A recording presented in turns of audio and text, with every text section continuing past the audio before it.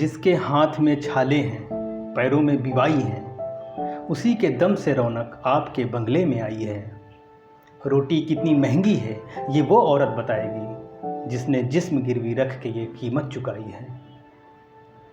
शहरी चकाचौंध से दूर धूल के गुबार व खेत खलिहान के बीच कलम को तलवार की तरह धार देने वाले अदम गोंडवी फक्कड़ स्वभाव के जन कवि माने जाते हैं।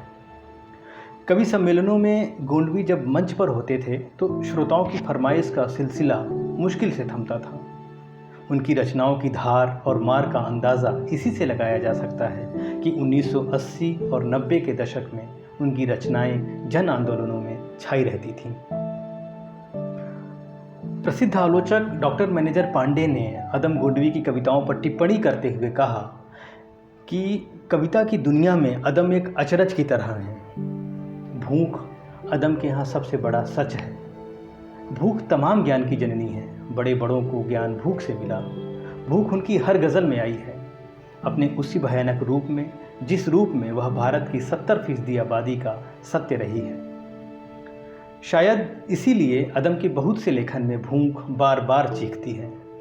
जैसे कि उनका एक प्रसिद्ध शेर है, भूख के एहसास को शेरो सुखन तक ले चलो, या अदब को मुफलिसों की अंजुमन तक ले चलो। जो गज़ल माशूक के जलवों से वाकिफ़ हो गई, उसको अब बेवा के माथे की शिकन तक ले चलो। अदम गंवई गंवार के अगुआ कवि माने जाते हैं, इसलिए वो श्रम की महत्ता को भी जानते हैं और इसीलिए किसान के श्रम की फिक्र भी है और झोपड़ी से राजपथ का रास्ता हमवार करने की कोशिश भी है। दुनिया में जो कुछ भी सुंदर है वह श्रम से निर्मित हुआ है, किंतु मेहनत कश को जब उसके श्रम के एवज में भुखमरी के सिवाय कुछ नहीं मिलता तो अदम की शायरी अपने चिरपरिचित अंदाज में बयां होती है। गज़ल को ले चलो अब गांव के दिलकश नज़ारों में, मुसलसल फन का दम घुटता है इन अदबी इदारों में। न इनमें वो कशिश होगी, न बू होगी, न रा अनाई, खिलेंगे फूल बेशक लॉन की लंबी कतारों में।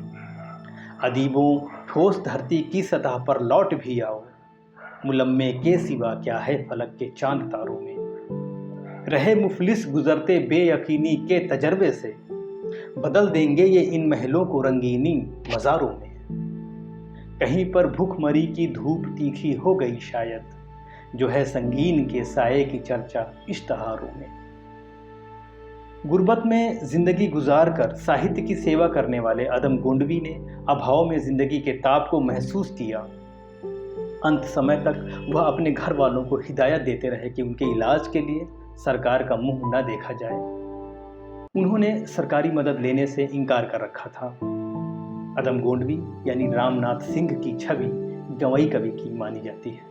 वह अपने गांव के यथार्थ के बारे में अक्सर कहा करते थे, फटे कपड़ों में तन ढाके गुजरता है जहां कोई, फटे कपड़ों में तन ढाके गुजरता है जहां कोई, समझ लेना वो पगडंडी अदम के गांव जाती है।